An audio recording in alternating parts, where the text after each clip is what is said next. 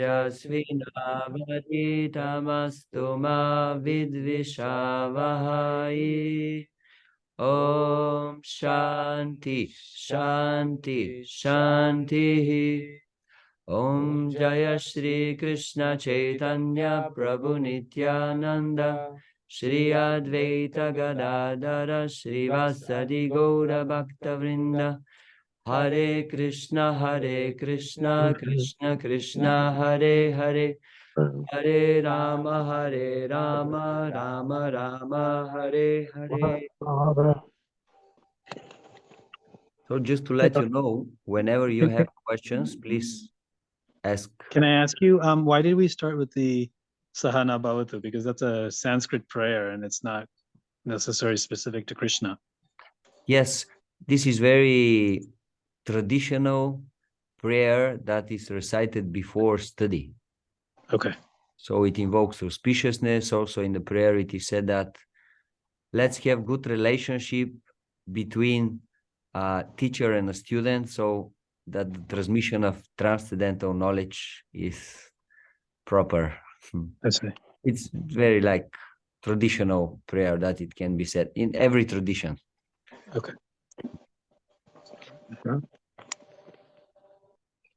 So in our seminar, we will address 3 topics.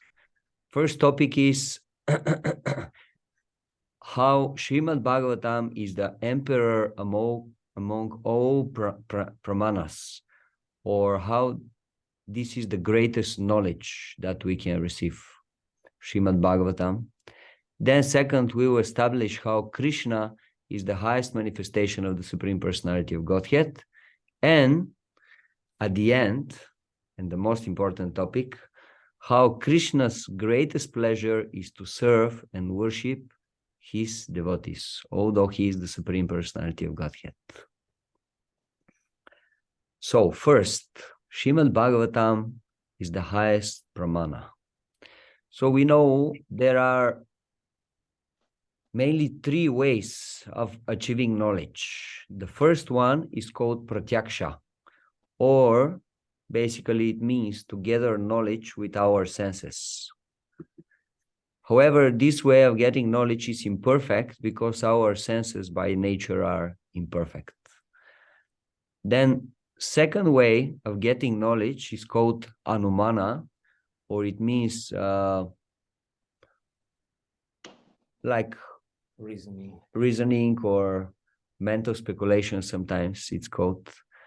The problem with this way of gathering knowledge is that all the reasoning of the mind is happening with the information that is coming from the senses. But if the senses are giving imperfect information to the mind, already the conclusions of the mind will be imperfect because they are based on an imperfect basis. And in this way, we are coming to the conclusion that the real way of getting knowledge is Shabda, or spiritual sound, the knowledge which is given in the Vedas. Why we are saying that this is a perfect way to get knowledge? Because this knowledge is coming from perfect source, which is Krishna himself, the Supreme God, Supreme Lord. And this knowledge is transmitted through the disciplic succession of perfect personalities which are giving this knowledge from one to the other without changing it, without adding anything from themselves or subtracting anything. So in this way, this knowledge stays perfect. Now, not only that, but it is as it is described in Bhagavatam itself. Bhagavatam became more relishable when it was touched by the lotus lips of Shukadeva Goswami. So the knowledge not only remains perfect, but actually when it is elaborated upon by the great devotees, it becomes more and more tasteful for the connoisseurs of the spiritual rasa. So in a sense, the spiritual potency increases all the time. It's ever increasing happiness and bliss. Yeah, so basically, we understand how the meaning of the Vedas, it's not so easy to be understood. And that's why, especially in Kali Yuga, the essence of the Vedas was presented in the Upanishads. These are the philosophical parts of the Vedas. And their wisdom was summarized and presented in the form of greatest philosophical book known as Brahma Sutra or Vedanta Sutra. Now, because Vedanta Sutra is very difficult to be understood, actually the author himself of Vedanta Sutra, Srila Vyasadeva, presented a commentary or explanation what is the meaning of Vedanta Sutra. And this natural commentary is Srimad Bhagavatam. So actually this seminar mainly is based on the knowledge that we are getting from Srimad Bhagavatam. Now we will say a little bit more about the glory of Srimad Bhagavatam so that we can appreciate this amazing book. In Srimad Bhagavatam itself, there is a verse which is saying, Krishna svadamupagate dharma gyanadibi saha kalau nashta drisham esha puranarko dunoditaha. This Bhagavata Purana or Srimad Bhagavatam is as brilliant as the sun, and it has arisen just after the departure of Lord Krishna to his own abode, accompanied by religion, knowledge, etc. Persons who have lost their vision due to the dense darkness of ignorance in the age of Kali shall get light from this Purana. Then we have another verse, Srimad Bhagavatam 1.340. He's saying, this Srimad Bhagavatam is the literary incarnation of God, and it is compiled by Srila Vyasadeva, the incarnation of God. It is meant for the ultimate good of all people, and it is all successful, all blissful, and all perfect.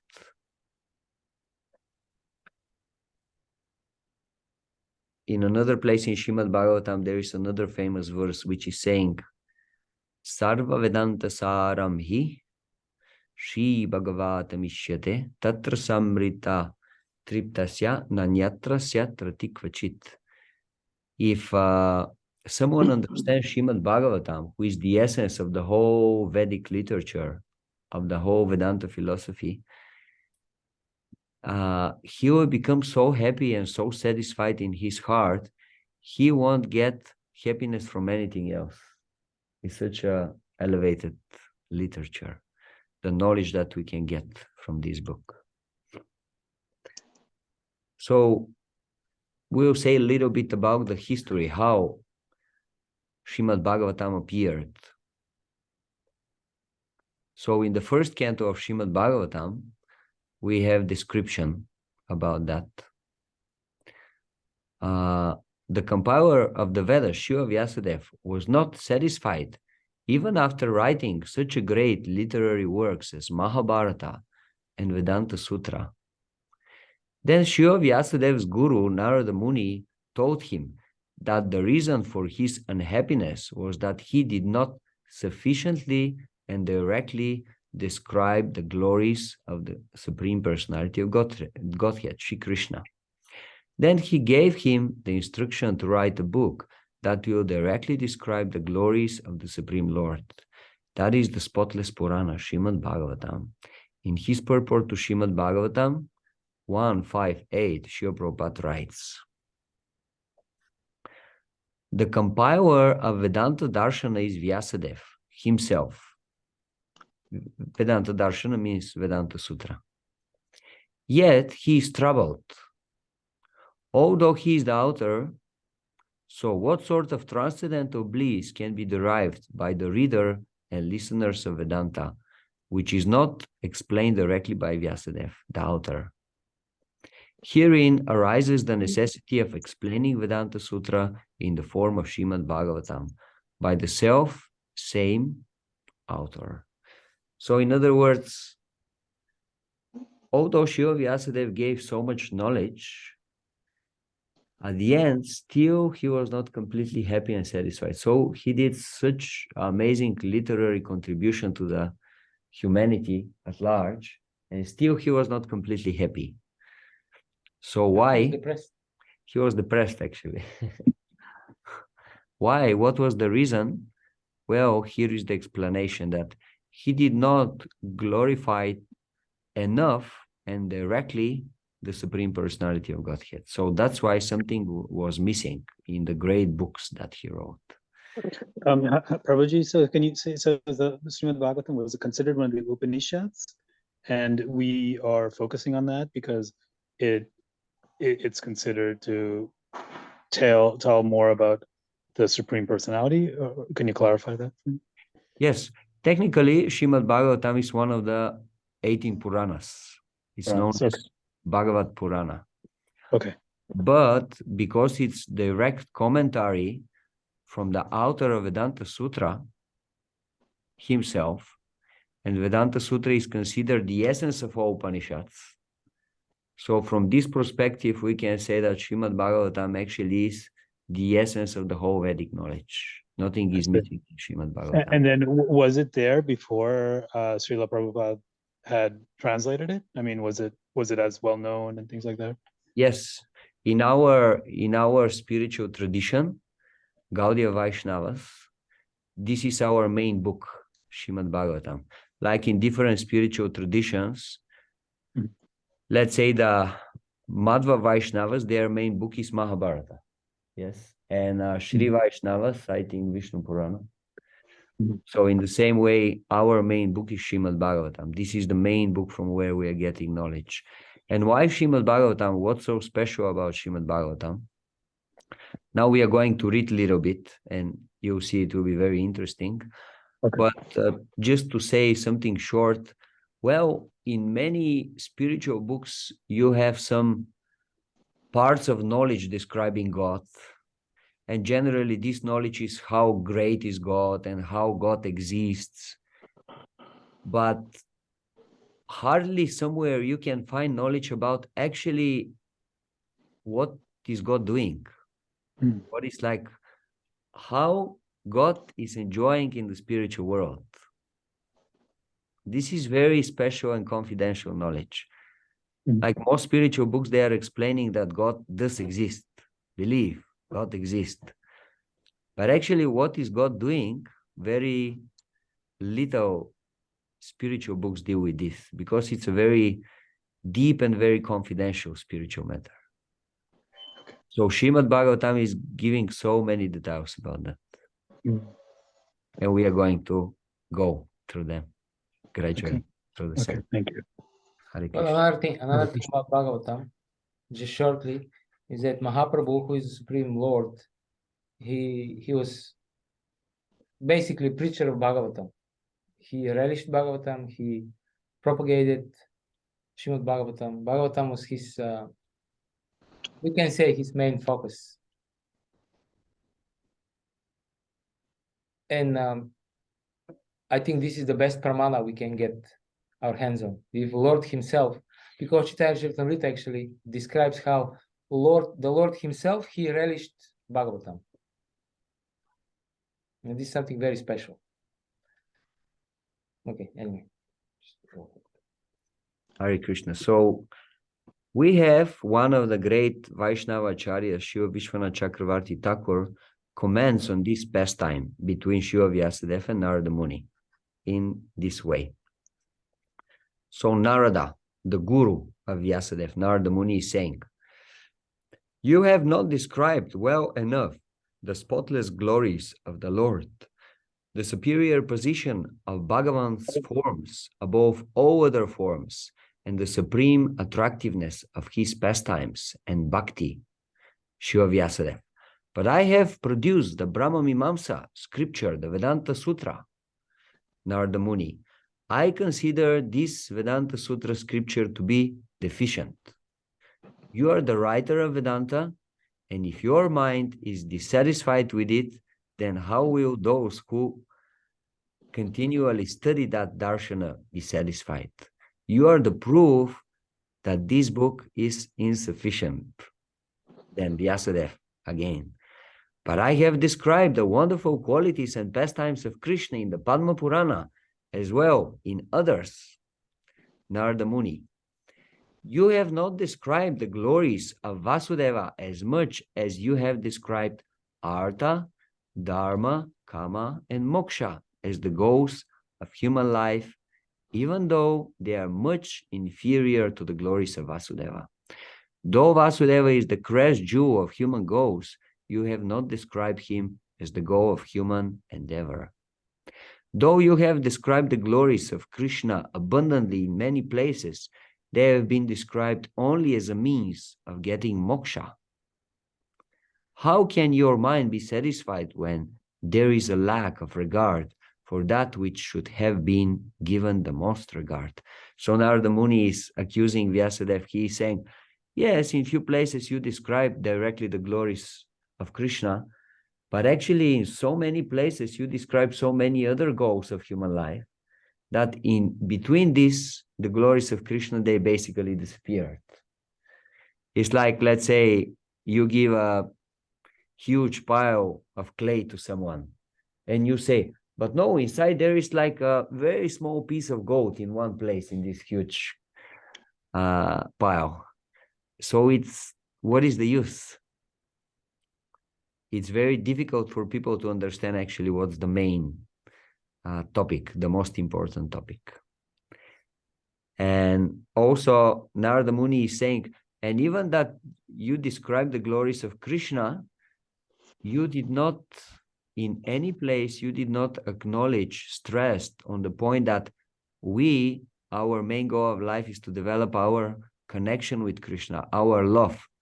Rather, you said that bhakti is very helpful to get moksha or liberation from the material existence, from the problems of life. So that was the accusation of the guru of Vyasadeva Narada. But then Vyasa is continuing. But I have described bhakti as being higher than liberation in many places in other scriptures. For example, liberation is the highest goal in visiting other holy places. But devotion to the Lord, prayed for by the liberated souls, can be obtained in Mathura, Padma Purana. And then another quote from Bhagavad Gita. But then Narada Muni again, he is saying, but you have not done so repeatedly. You must do so, because it is said that the meaning of a scriptures is revealed by repetition, as in the sutra Anandamayo Abhyasat. The Anandamaya Purusha, the Supreme Lord, because of repetition of words. Anandamaya Purusha is the Supreme Lord because of repetition of words. To indicate this, your mind will be satisfied only when you describe the glories of the Lord very clearly and with due repetition, since those glories alone are ultimately the most excellent. So basically from this quote, we are understanding that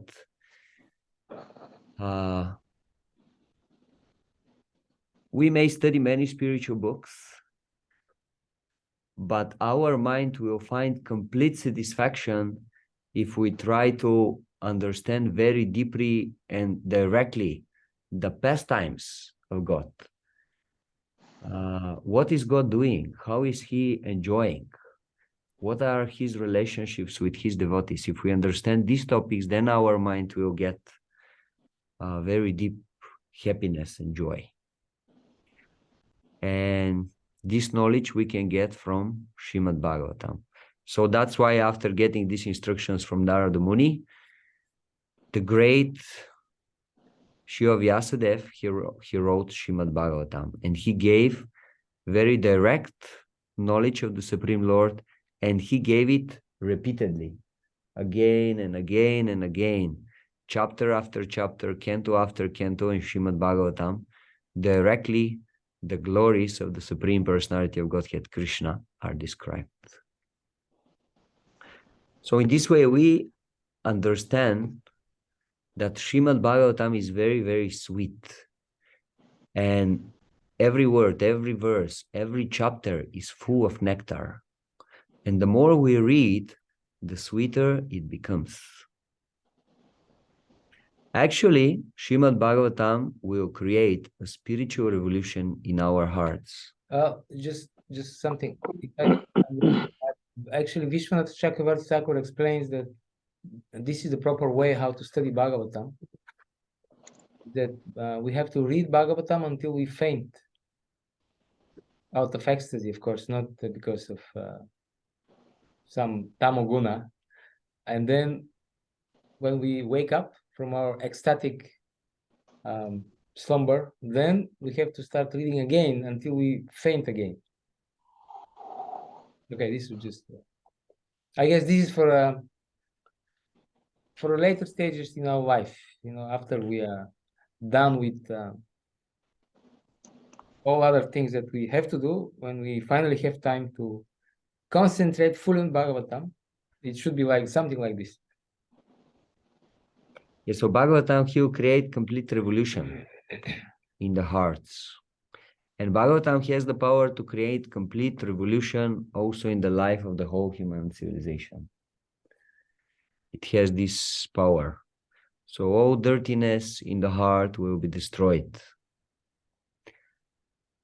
After spending few years of regular associating with Bhagavatam, we will see how our concept of life will start changing from egocentric to Krishna-centric. Krishna and his desires and his happiness will become more and more important, while our selfish interests and desires will stay behind. If we spend every day little bit time to read at least one verse of Bhagavatam, this will build up a relationship with Bhagavatam. And Bhagavatam is actually non-different from Krishna. So this will be our relationship with God. Srila Prabhupada is saying in a lecture on Srimad Bhagavatam, given in Los Angeles, 5th of January, 1974. There is no literature throughout the universe like a Srimad Bhagavatam. There is no comparison. There is no competition. Every word is for the good of the human society. Every word, each and every word. Therefore, we stress so much in the book distribution. Somehow or other, if the book goes in one hand, he'll be benefited. At least he will see, oh, they have taken so much price. Let me see what is there. If he reads one shloka this life, his life will be successful. One shloka, one word, this is such a nice thing. Therefore, we are stressing so much, please distribute books, distribute books, distribute books. A greater mridanga. We are chanting, playing our mridanga drum. It is heard within this room or little more, but this mridanga, books will go home to home, country to country, community to community, this mridanga. So the conclusion is that among all pramanas, Shabda can give perfect knowledge about the reality. And among the all revealed scriptures, Srimad Bhagavatam is the best. He is the emperor among all pramanas. Hare Krishna. So can you explain? I understand that the Srimad Bhagavatam is going to illustrate the stories of the presence of Krishna in the devotees and things. But why emphasize the Srimad Bhagavatam as opposed to just saying spend the time on the Bhagavad Gita? Very good question. Thank you very much. Hare Krishna. Well,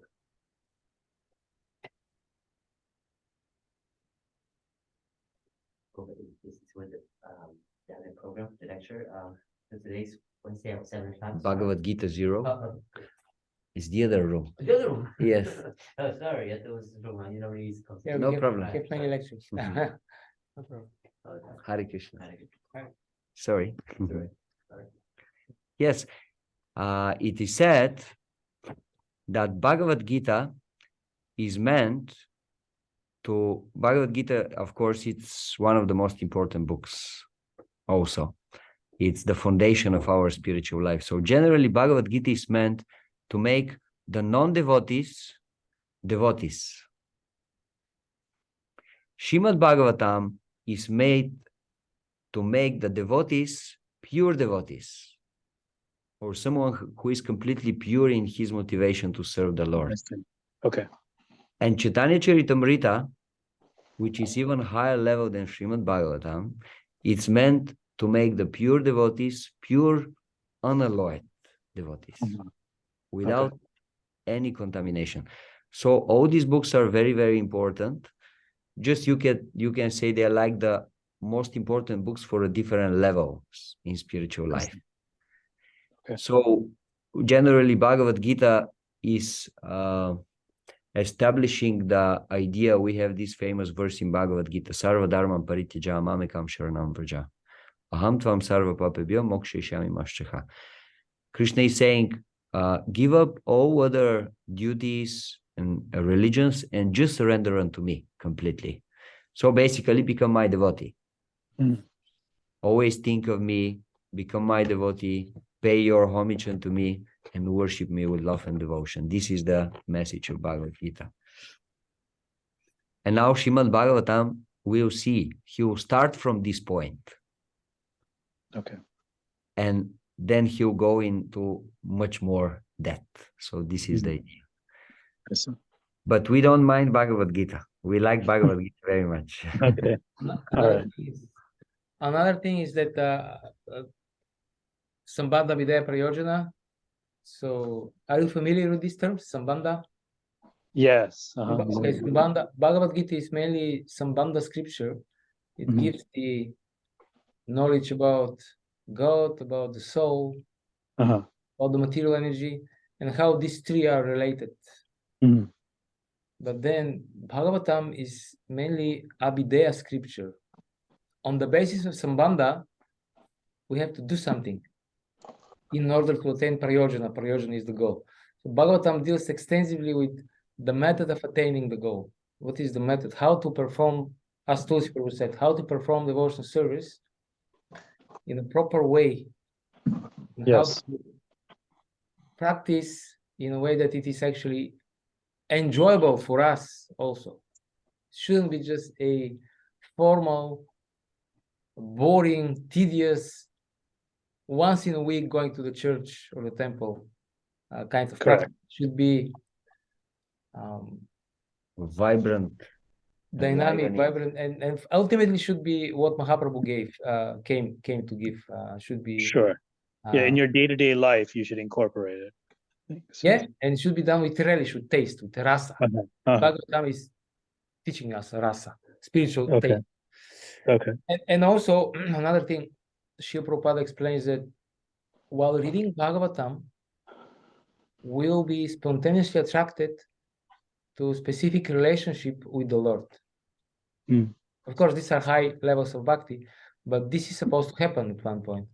When we read through these pastimes of the Lord, gradually we will develop affection and attachment to a particular section of these pastimes. Mm. And this will Okay. be the initial stages of the reawakening of our eternal relationship with God. And this is given in Bhagavatam. Therefore, Bhagavatam is our main scripture. It teaches us the process of bhakti. Okay. Hare Krishna. Can you type in the name of the spelling of the book? Because I Yes. like the name. Srimad Yeah. Bhagavatam. We will do. Okay. We will give a task to Pandava. And Yeah. okay. So we can purchase it or something on our end. Sure.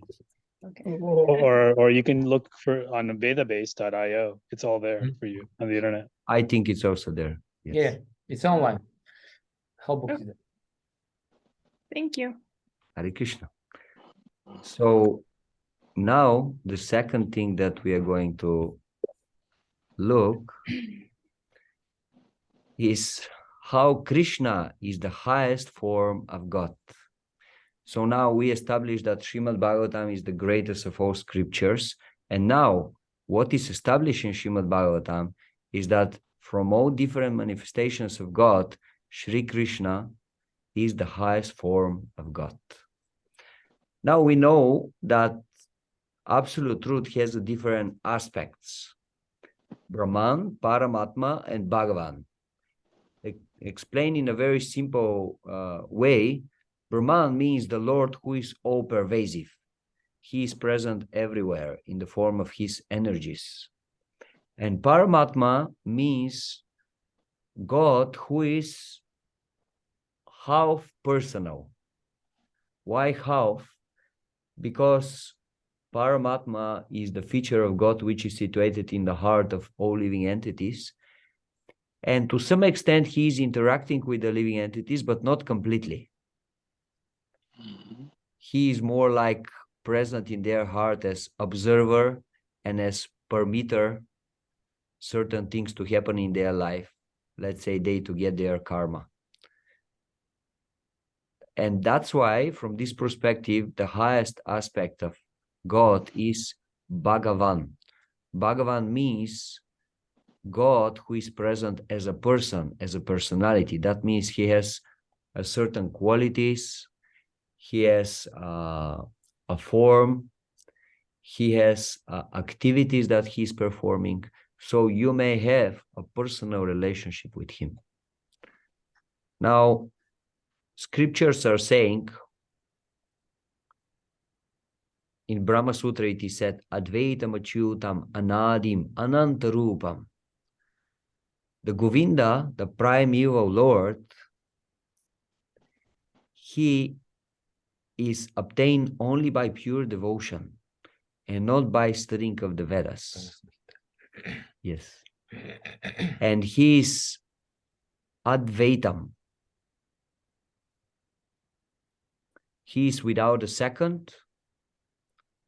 Achyutam. He is not subject to decay. Anadim. He is without beginning. And Anantarupam. He has endless forms. So this is the nature of God. He has endless manifestations and endless forms. Now, all forms of God are perfect. But some of them are more perfect and some of them are most perfect. This is maybe a little bit difficult to be understood. Why? Because generally in the material world, we rather think in terms of something is perfect, and if something is less than this, it's not perfect. But in the case of God, because all of his manifestations are on the spiritual platform, all of them are actually perfect. And now from this platform of perfection, some of his manifestations can be even more perfect and others can be most perfect. So the most perfect form of God is Krishna in Vrindavana, Vraja Krishna. This is the most perfect form of God. In other words, from the point of view of tattva, tattva means philosophical understanding, all the forms of the Supreme Lord are equal. They are on the same level. But from the point of rasa or relationship, Vraja Krishna is the supreme manifestation of God. Why, from the point of rasa, this is the supreme manifestation of God? Well, because with this form of God, Vraja Krishna or Krishna in Vrindavan, you have the greatest opportunity of a relationship that can be exchanged. In with many other forms of God, the main relationship is based on awe and reverence, fear, the greatness of God. So the relationship that you can exchange in these situations, they are very limited. But when it comes to exchanging a relationship with Krishna as the Supreme Lord in Vrindavan, one can relish and can exchange different kinds of relationships. For example, one can have a relationship with Krishna as a servant and a master, or as a friend, or one can be even a parent of the Supreme Personality of Godhead. Can you imagine? God is the greatest personality in the universe, and still you are his parent, and you can tell him what to do and what not to do. Wow, that's amazing understanding. And even one can have a relationship as a lover with the Supreme Personality of Godhead. So from one perspective, this is a mind-blowing information about spirituality, because generally in old world spiritual traditions, the main relationship with God is always relationship of honor, reverence, and service. We are the servants, and God is the great master, and he is above all, and we have to serve him and don't ask too many questions. Little bit, this is the mood. So now we are getting about a face of God, or a form of God, or a character that God manifests, in which one can have very, very, very deep and intimate reciprocation relationship with him. So that's something amazing. So Krishna is the Supreme Lord, the supreme form of God. And Krishna is superior to all the demigods, even Brahma and Shiva, and even to Vishnu. And that is confirmed in many places in Bhagavatam. The best proof for this is the very famous verse, Krishnastu Bhagavan Swayam. This is Srimad Bhagavatam 1.3.28. There, in this verse, it is explained that all incarnations of God listed on the pages of Bhagavatam and other spiritual books are Amsha, Kala, or Pumsa, expansions of God or parts of the expansions of God. But Krishna is the original manifestation of the Supreme Personality of Godhead. So the whole verse is as follows: Etacham Shakala Pumsa Krishnastu Bhagavan Swayam Indriyari Vyakulam Lokam Bridayanti Yuge Yuge. Translation: all of the both mentioned incarnations are either plenary portions or portions of the plenary portions of the Lord. But Lord Shri Krishna is the original personality of Godhead. All of them appear on planets whenever there is a disturbance created by the atheists. The Lord incarnates to protect the theists or the devotees.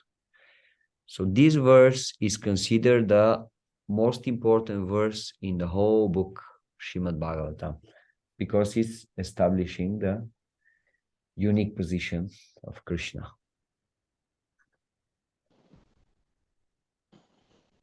Yeah, this verse is called Paribhasa Sutra, and that means all other verses, not only from Bhagavatam, but from all Vedic literature, they have to be interpreted, they have to be understood in line with this verse. The analogy given by the Acharyas is just like the general on the battlefield, or the king, if he is at the battlefield, on the battlefield. He commands all soldiers. So in the same way, no statement from Shastra can be understood in a way that is opposing this verse from Bhagavatam. Okay. Can you repeat the verse again, please? Yes. The verse is, if you want to know the number, it's Srimad Bhagavatam 1.3.28.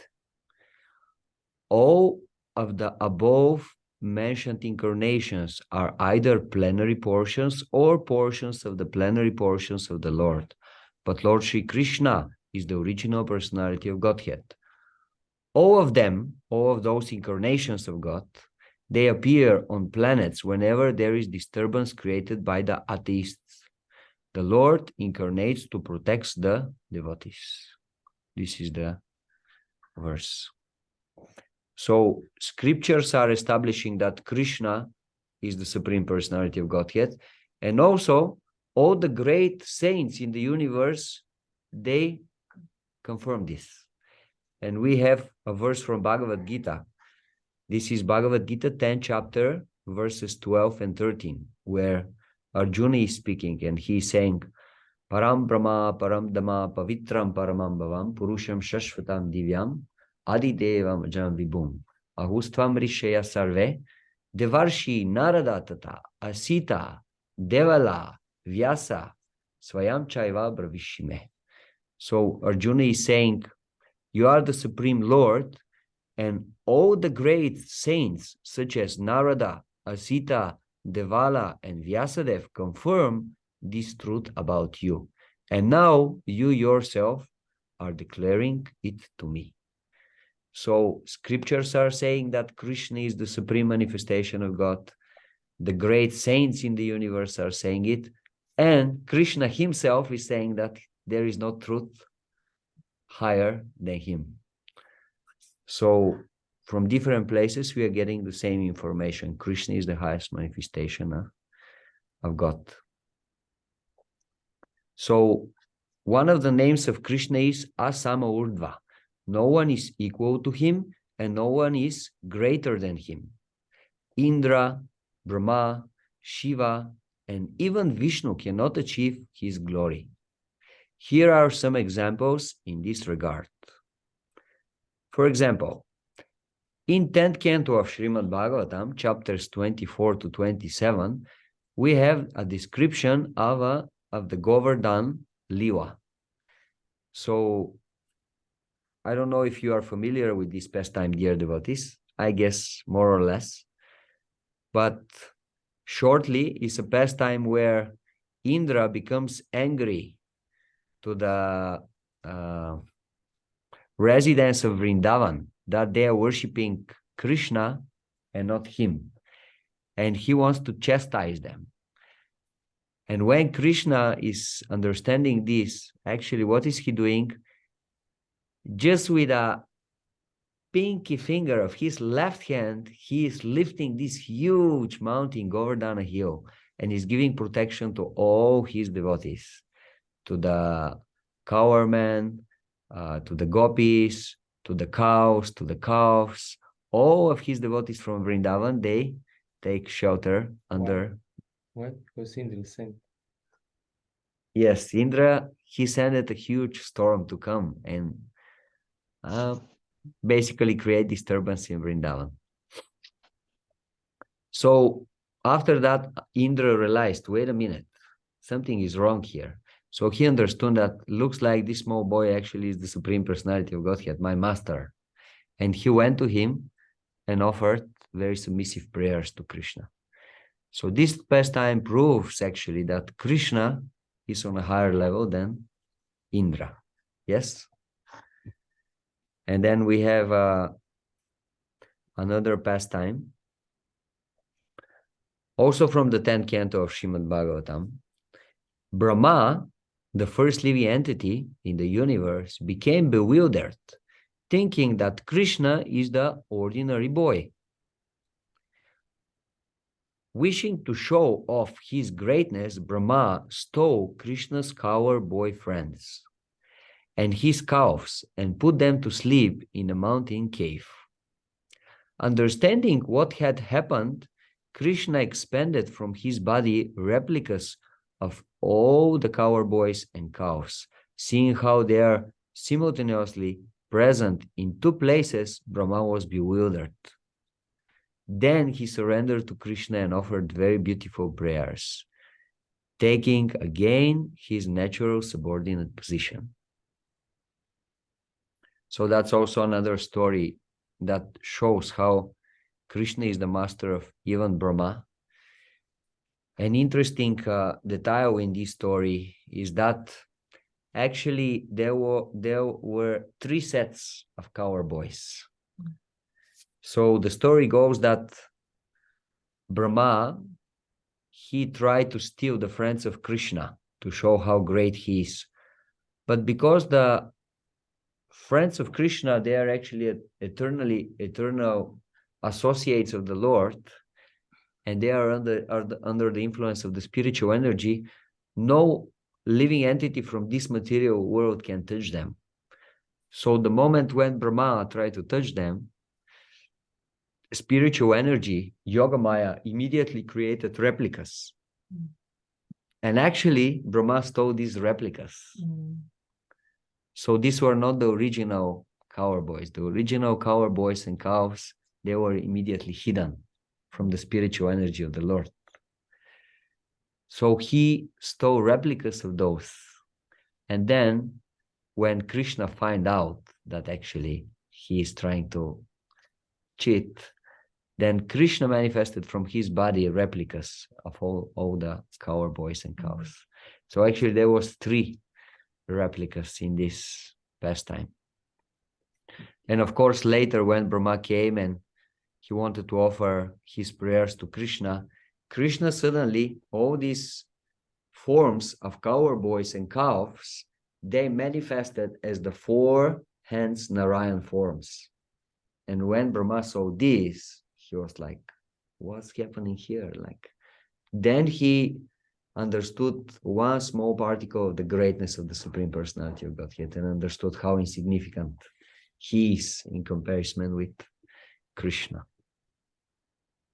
So this pastime, and there are other pastimes, they are showing actually how Krishna is the Lord of Brahma, the first living entity in this universe. Then some people are saying, no, actually Shiva is the Supreme. He is the greatest personality. He was so great that he managed to drink the poison during the churning of the milk ocean. So he was so amazing. But actually, Lord Shiva also takes shelter in Krishna and accepts him as the Supreme Personality of Godhead on several occasions described in Srimad Bhagavatam. For example, when Shiva tried to protect his devotee Banasura, he had to fight directly against Krishna. Of course, that was a pastime, but there was a fight. And Krishna, of course, was victorious in the battle. Also, Krishna's weapon was also victorious against the weapon of Shiva. So not only Krishna was stronger than Shiva, but the weapon of Krishna was also stronger than the weapon of Shiva. So in this way, we are getting different proofs from Srimad Bhagavatam how Krishna is Asama Urdhva. No one is greater than him and no one is equal to him, and everybody is subordinate to him. Now, someone may object and he may say, wait a minute. Actually, Vishnu is greater than Krishna. Actually, Krishna is incarnation of Vishnu. He is part of Vishnu. Bhagavatam is also explaining this situation in almost the last chapter of 10th canto of Srimad Bhagavatam, chapter 89. There is a story where Vishnu, attracted by Krishna's unprecedented sweetness, made a special arrangement so that he can have his darshan, so that he can see Krishna. This proves that Krishna is the highest manifestation of the Supreme Personality of Godhead. Of course, in this case with Vishnu and Krishna, we shouldn't make too much distinction between them because they're actually the same personality, the same person. Just that in his form as Vishnu, Krishna doesn't reveal all of his qualities. He decides to deal with the devotees as the Supreme Personality of Godhead, as the master as the enjoyer. But there's the same personality. So we shouldn't make also too big distinction between them. There is distinction between Krishna and Brahma, because Brahma is usually a jiva, a living entity, or Krishna and Shiva, bigger distinction. But Krishna and Vishnu, Shiva Prabhupada gives the example of, the famous example. This is about the Shiva. This example is the very great personality who is in his office. In the office, he deals officially. Therefore, it's called office. No, I don't know why it's called office. But officially, that means everybody deals with him with awe and reverence, and he's the boss. But when he goes home, then his wife has some funny pet name that he calls him Poopsie or something. Honey.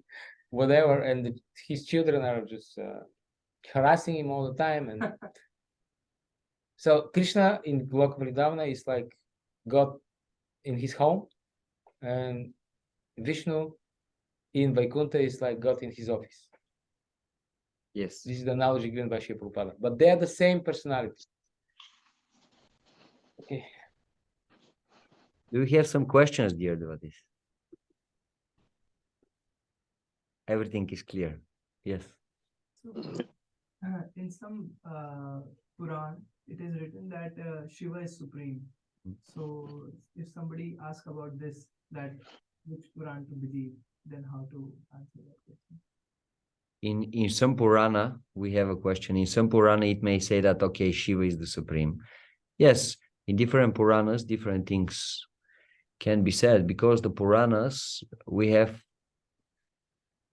three kinds of Puranas. Puranas for people more in ignorance, Puranas for people in passion, and Puranas or books for people in goodness. So in order everyone to be enthusiastic to perform his duties, different things can be said in these books. So that certain people, they are Inspired. yes, inspired to perform their duties and to move forward in life. But if we are doing impartial study, as we gave some examples, we will see actually the greatness of Krishna and Vishnu above everybody else. Shiva is also a very great personality. Brahma is also a very great personality. However, there is a distinction between them. And now I will read something very interesting. Acharyas are giving very interesting technical explanation about the difference. So just please Of course. stay with us. Awesome. So, in the same purport to this first verse that we said is the most important verse from Srimad Bhagavatam, Srila Prabhupada explains how Krishna is one without a second, and how he expands himself in the various parts, portions, and particles. And the learned scholars have carefully analyzed that Krishna has 64 principal attributes or qualities. All the expansions or categories of the Lord possess only some percentage of these attributes. So only Krishna have and manifest his qualities 100%. And as a general, his incarnations or Shiva or Brahma, they manifest the qualities that Krishna has to a lower extent. And now we'll hear here. So Krishna is the possessor of all these attributes 100% in full. His personal expansions, or the Vishnu Tattva, the Vishnu incarnations, so like Vishnu, Narayana, Sankarshan, they possess up to 93% of the transcendental qualities of Krishna. So that means they have almost everything that Krishna has, but Krishna has something unique. Then Lord Shiva, who is neither Avatara nor Avesha, nor in between, possesses almost 84% of the attributes or qualities of Krishna. And the jivas, the living entities like us, possess up to the limit of 78% of the qualities of Krishna. In the conditioned state, as are we in the material existence, this is even less. But if the living entity is perfect, as in the case of Brahma, he can develop these qualities up to 78% in quite a big extent. So this is something very interesting about the difference between Krishna, Vishnu, Shiva, and Brahma.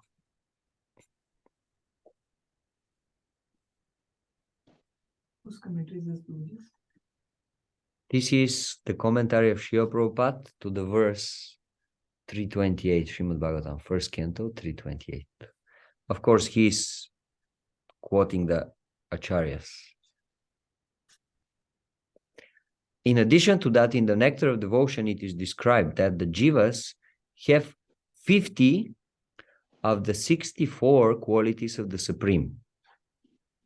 Shiva has 55, and Vishnu has 60 of those qualities. But only Krishna has all the 64 qualities in full. So this 78% means that we can have 50 of the qualities of Krishna. But even those 50, we don't have them in a full extent. We have them in a very minute, yes, limited extent. And of course, Shiva has more qualities, 55, and Vishnu can have 60. But even Vishnu doesn't have 4 unique qualities for Krishna. And so, who are those 4 unique qualities that Krishna has? Do you want to know them? Okay. So,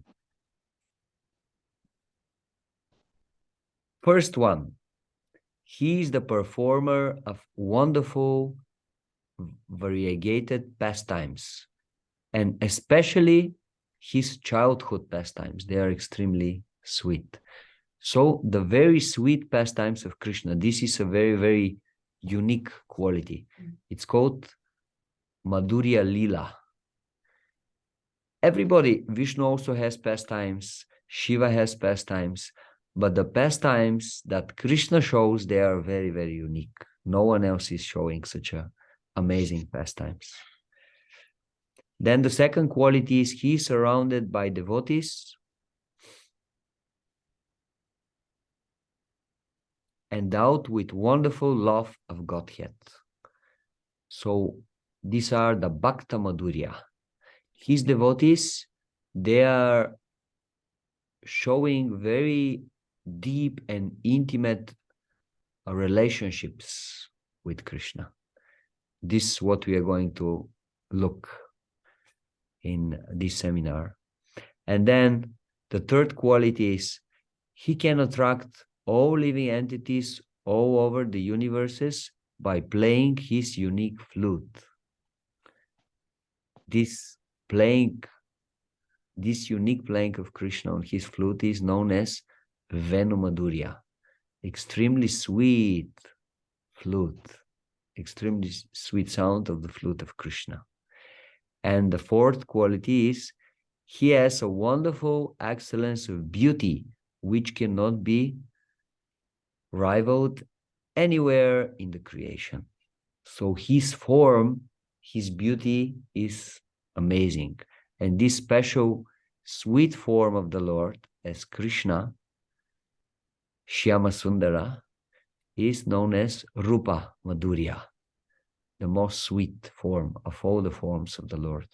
So these are the 4 qualities that are very unique and very special for Krishna. And even Vishnu does not possess them. Lila Madhurya, extremely sweet and amazing pastimes. Bhakta Madhurya, his devotees are amazing and they have very special, deep, intimate relationship with Krishna. Venu Madhurya, his singing of flute is amazing. And also, we don't see anyone playing flute. Vishnu is not playing flute. Shiva is not playing flute. Brahma is not playing flute. It's a unique quality of Krishna. And Rupa Madhurya. His form is so amazing and so sweet that no other form in this creation or in the spiritual world can be compared with this. Only the form of Srimati Radharani This is the only exception. Only form which is even greater than the form of Krishna. So, how can we be not attracted to Krishna if he has all these amazing qualities? The more we understand Krishna's greatness, the more we realize how much he does for us, how he always takes care and protects his devotees. The more we are attracted to him. Everything that we are attracted to now in this world looks somehow or other attractive only because of Krishna's potency being present in this object. So whatever is attracting us in this world attracts us because with a small part of his energy, the Lord entered in this object. That's why it's attractive. Like, for example, you see some amazing car on the street and you're saying, wow, why this object is attracting me so much? Or a man see a beautiful woman, or a woman see a beautiful man and they feel attracted. Why we are attracted to this? Or something else, some other object that attracts us. Actually, we are attracted for all these objects because Krishna entered in these objects with his energy, and that's why actually we are attracted to them. But can But we then- say that those are material objects? And why are you trying to stretch it and say it's more than just a material object? Because if we actually understand that the things that are attracting us in this world, actually they are not attracting us on their own, but they are attracting us because small part of the Almighty is present in them, then how much more attractive will be the source? If just a small part of the majesty of God is present in some object and we feel so much attracted to it, how much more attractive will be the source of this energy? This is the idea. Always when we are attracted to something, we can try again and again to come to this idea. Wow, wait a minute. If I'm so attracted to this thing, whatever, this iPhone or this computer or this relationship, what about the original relationship with the source of all beauty, the source of all sweetness, the source of all happiness? This can create such amazing feelings and that in my heart. But how do we, I mean, it's not like we can spiritualize that attraction to that object, right? I mean, it doesn't help us increase our bhakti in any way, right? Well, if we are Krishna conscious, it will. Because this is the idea of Krishna consciousness. The idea of Krishna consciousness is not that, okay, let me throw out all material objects from my life. And let me start with my iPhone, computer, and the TV. Just throw them out of the window. Okay, now I'll become more Krishna conscious. No, the idea is that start to see how everything in your life is connected with Krishna. Good or bad, Krishna is present everywhere, in every moment of your life. The more you can see this, the more Krishna conscious you will be. And we will start. I can understand that. I mean, there's many different ways everything is a material manifestation of Maya, which is Krishna's energy. So yes, I mean, you can say everything belongs to Krishna, was created by Krishna, but I mean, I'm not sure I would say, I'm not arguing, please don't misunderstand me. I'm just saying more from an understanding standpoint to say that the material object somehow represents Krishna or is going to increase my bhakti. I'm not sure, Maybe how I can translate that into Krishna Yes. consciousness. I can try to explain a little bit.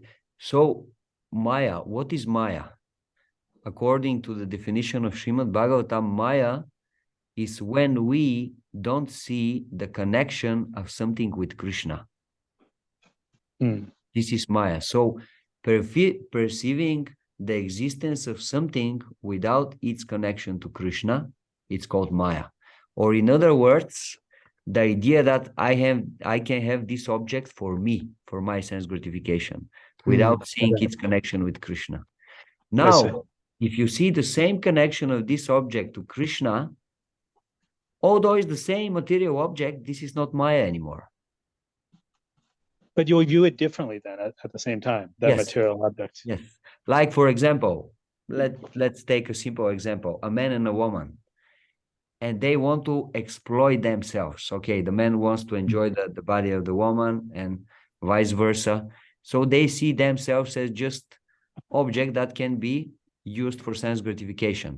Now, if the man start perceiving the woman that, wait a minute, actually, this lady, she belongs to Krishna.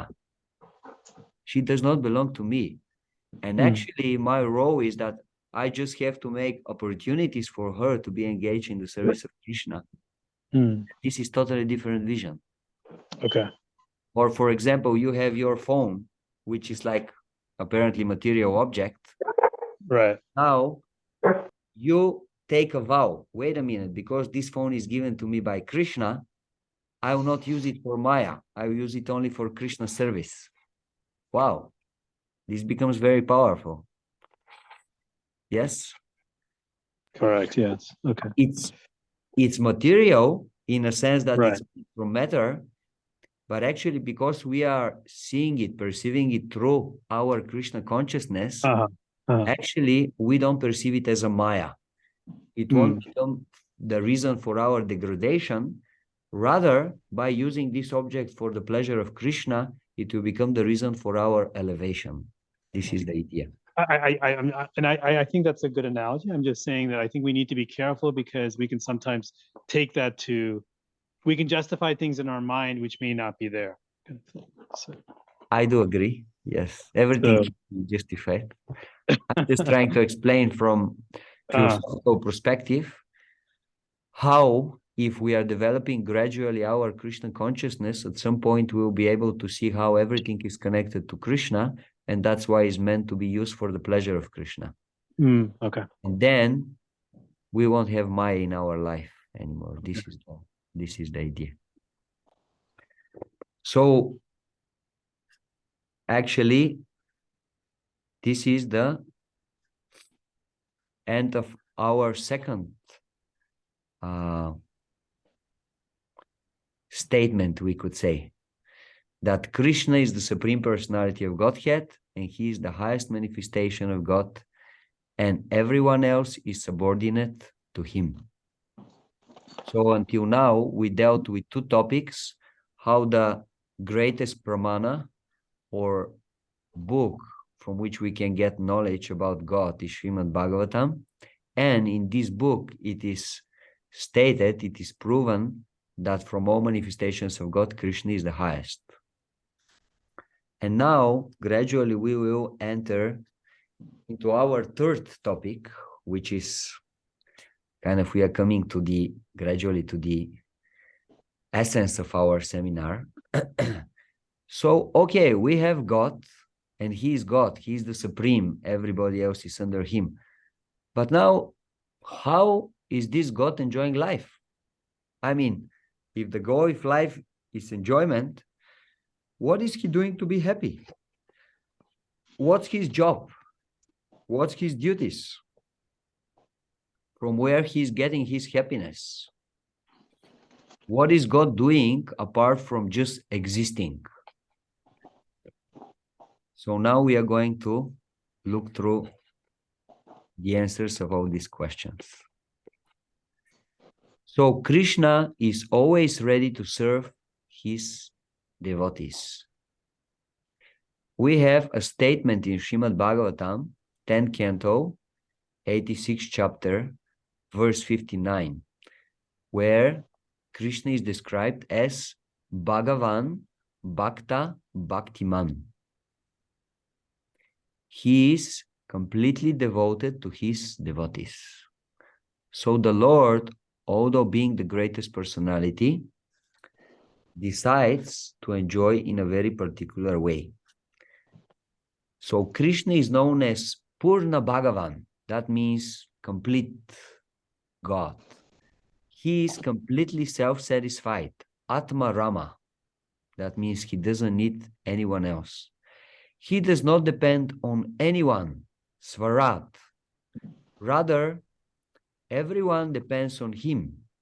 Ekale, Ishvara, Krishna, Ara Sabhabritya. Everyone else is his servant. And still, his greatest pleasure is to take a position that is subordinate to his pure devotees and serve them. That's the greatest pleasure of God. Amazingly. So, let's go to Bhagavad Gita. Let's start from there. In Bhagavad Gita, Krishna takes the role of Arjuna's charioteer. So he's the driver of the chariot of Arjuna. Thus, ignoring the fact that he is the Supreme Lord, he takes greater pleasure playing the role of a chariot driver of his devotee. He is getting more pleasure in this way than serving him. Srila Prabhupada writes in his purport, although Lord Krishna is the Supreme Personality of Godhead, out of his causeless mercy, he was engaged in the service of his friend. He never fails in his affection for his devotees, and thus he is addressed herein as infallible. As a charioteer, he had to carry out the orders of Arjuna, and since he did not hesitate to do so, he is addressed as infallible. Although he had accepted the position of a charioteer for his devotee, his supreme position was not challenged. In all circumstances, he is the Supreme Personality of Godhead, Hrishikesha, the Lord of the total senses. The relationship between the Lord and his servitor is very sweet and transcendental. The servitor is always ready to render service to the Lord, and similarly, the Lord is always seeking an opportunity to render some service to the devotee. He takes greater pleasure in his pure devotees assuming the advantageous position of ordering him than he does in being the giver of orders. Since he is master, everyone is under his order, and no one is above him to order him. But when he finds that a pure devotee is ordering him, he obtains transcendental pleasure, although he is the infallible master in all circumstances. Okay. So, the Lord has unlimited potencies which automatically fulfill all his desires. In this way, there is no specific work for him to do. He is completely independent. And still, he always acts in a way that is very pleasing to them. For instance, when Krishna and the cowherd boys were taking their lunch on the bank of Yamuna, their cows disappeared somewhere deep in the forest. Krishna personally went to find them. In this regard, Srila Prabhupada comments. The Vedas, the Upanishads, say that the Supreme Personality of Godhead has nothing to do personally because he is doing everything through his energies and potencies. And nonetheless, here we see that he took personal care to find the cows of his friends. This was Krishna's causeless mercy. Mayadhyakshena prakriti suyate sacharacharam. All the affairs of the entire world and the entire cosmic manifestation are working under his direction through his different energies. Still, when there is a need to take care of his friends, he does this personally. Krishna assured his friends, "Don't be afraid. I'm going personally to search for your calves." This was Krishna's causeless mercy. So these two examples, they are bringing it a little bit closer to our topic. How actually Krishna is getting more pleasure when he has the opportunity to do something for his devotees than if he is just the order giver. and he is seeing how his devotees are running here and there to fulfill his desire. This does not give Krishna so much pleasure as when his devotees are ordering him and he can do something personally for them. Now, as a conclusion for today's class, I'll just tell you a short story. Maybe you already know this story, but I like it very much. So that's why I want to share it with you. It's a story connected again with Bhagavad Gita. In Bhagavad Gita, there is a famous verse. It's Bhagavad Gita 9:22. Krishna is saying, Ananya Cheta Satatam Yomam Smarati Nityashaha. No, sorry. Ananyas Chintayantumam Ye Jana Pariupasate Tesham Nitya Abhiyuktanam Yoga Kshema Vahamyaham. For those great devotees who are constantly remembering me and thinking about me, I personally protect whatever they already have. And if something is missing in their life, I personally am bringing this to them. So there was a great acharya, great saint. He was one of the commentators of Bhagavad Gita. His name was Arjuna Acharya. When he came to this verse and he wanted to write a comment, he thought, wait a minute, Krishna is using the word mam, yoga kshema, vahami aham, me. I am personally taking care for them. But he thought for a minute and he said, wait a minute. Actually, Krishna is not doing it personally. Actually, Krishna is doing it through his energies. So I think this word is wrong, the wrong word to be used. So he scratched the word aham. And he commented in his purport. Actually, yes, Krishna is taking care for his devotees, but actually he's doing it indirectly through his energies. He's desiring it, and his energies immediately they are fulfilling his desire.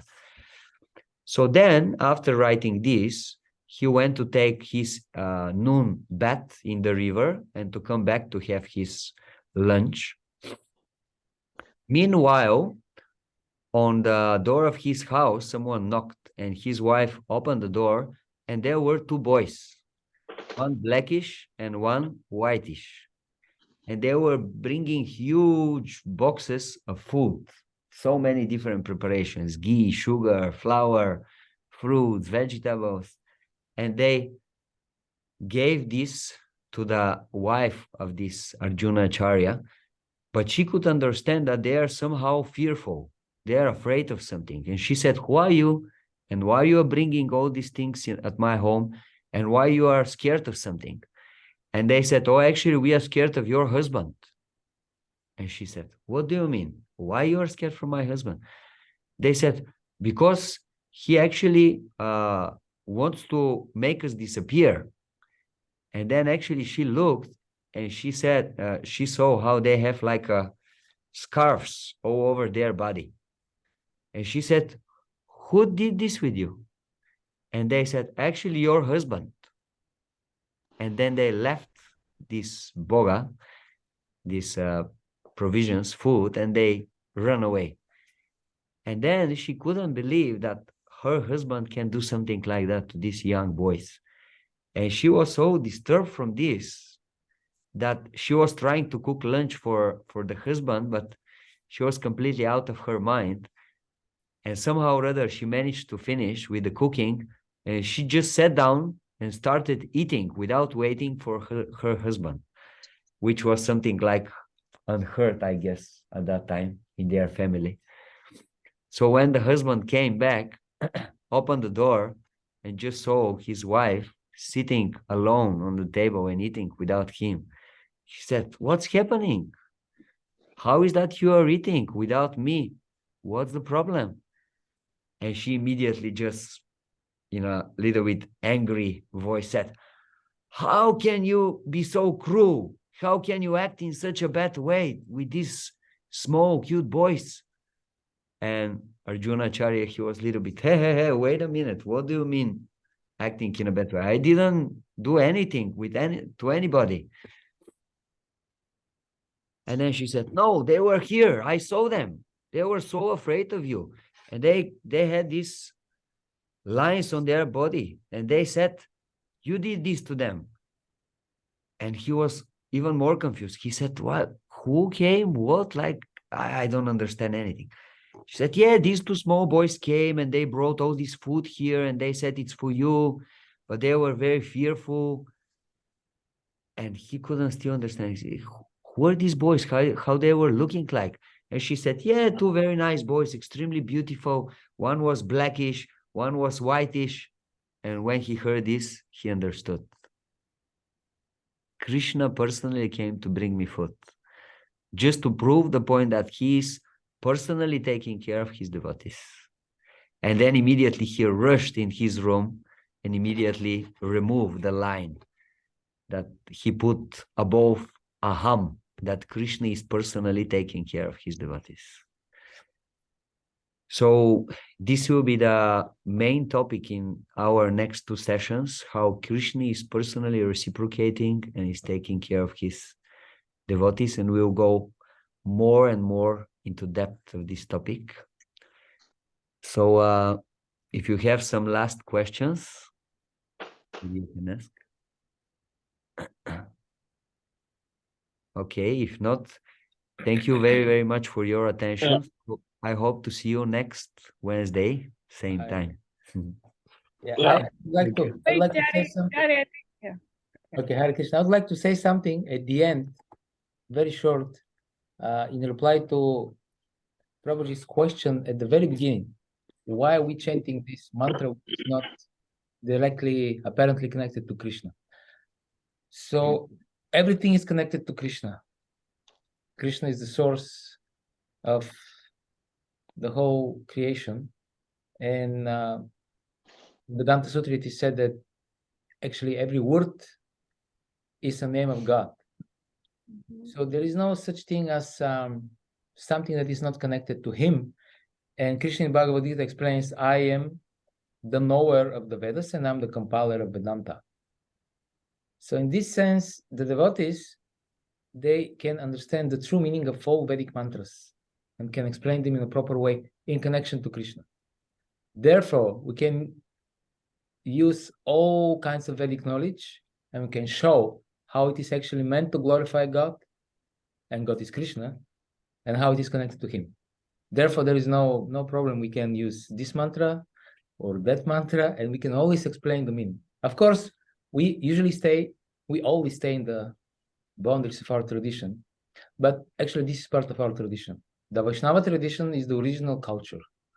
Everything else is just different offshoots of the original Vedic culture, which is pure devotion and service to Krishna. Thank you very much. Hare Krishna. Hare Krishna. I think, wait, I think Yeah. Daddy, we have a question. Oh, yeah? Okay, sure. So the knowledge of Krishna is very deep. I don't think anybody can understand it completely in a lifetime. Let me come back to the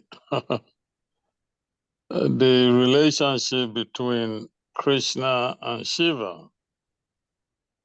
There's been a lot of confusion about that. I think the first time that we moved to Arizona, specifically Tucson,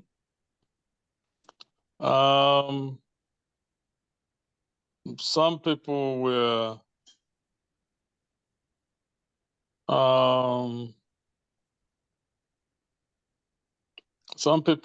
saying, well, look, we don't do Shiva here. We do Krishna here. We don't do Shiva. The Shiva is a lesser being and all of that. Is she really a lesser being? I mean, is the relationship between Shiva and Krishna not complementary? Is it adversarial? Yeah, I don't know. I mean, I disagree with the person. I said no. for all the festivals we have here, we must include Shiva. And he said, no, we don't do Shiva here. You know, it's all Krishna, and Shiva is a lesser being and all of that. Is that true? Yes and no. Okay.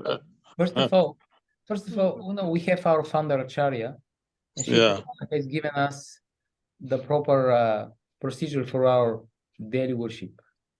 So the worship of Krishna actually includes the worship of all living entities, including Shiva, because everything is part and parcel of Krishna. We don't respect Shiva because he is the greatest Vaishnava, and the difference between Shiva and Krishna, the analogy given by the Acharyas, is just like when you have milk, this is Krishna. When the milk turns into yogurt, this is Shiva. So they are, in a sense, the same, and in another sense, they are different. So Shiva is not a ordinary living entity, just like us. He has his own category of Shiva Tattva, which is between Vishnu Tattva and Jiva Tattva. It is higher than the Jiva Tattva. And we pray to Shiva, for example, when we want to enter the holy Dham, we pray to Shiva, who is the master of the false ego, to remove our false ego so that we are able to appreciate the holy Dham. So in this sense, we are also followers of Shiva, but in the proper way, as he wants to be followed by worshiping Krishna. Okay. Yeah. Okay. Also, All right. maybe another thing we can say about Lord Shiva is that Lord Shiva, he has different manifestations. Like the original Shiva, he is in the spiritual world, in a place known as Shiva Loka. So practically this original Shiva, he is not different from Sankarshan or from Vishnu. So from this perspective, you could say is almost the same like Krishna. That's why one should not disrespect Shiva. But this original Shiva, he incarnates or he manifests, Hare Krishna, he manifests in our material universe as the different Rudras. Those are personalities who are meant to destroy the universe when the time comes, the 11 Rudras. So those, they are considered demigods. So in a sense, there is a difference between the original Shiva, who is in the spiritual world, and the manifestations of Shiva in the material world. Sometimes the manifestations of Shiva in the material world can be even living entities like us. Someone who is very, very qualified, he can take this position of one of those demigods, the Rudras, and he can do this service if he has these desires. So it's, yes, I agree, it's a not easy topic to understand. But as a general, we, the Vaishnavas, we worship Krishna, but as Pandava Prabhu said, we don't disrespect Shiva. Because in Bhagavatam it is said that Shiva is the greatest Vaishnava. Vaishnavanam yata Shambhu. Namnaganam yata Ganga, Devanam Achuto yata Vaishnavanam yata Shambhu, Purananam idam tataha. From the rivers, Ganga is the greatest. From the gods, Achyuta, Krishna is the greatest. From the Vaishnavas, Shiva is the greatest. And from the holy books, Puranas, this Purana, Bhagavad Purana, is the greatest. This is what the verse is saying. Okay. All right. Thank you. Thank you very much. Hope to see you soon next week. Hare Krishna. All right. Thank you. Hare Krishna. See you next week. Okay. Bye-bye. Hare Krishna. Recording.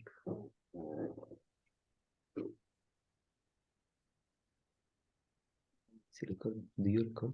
Yeah. Okay.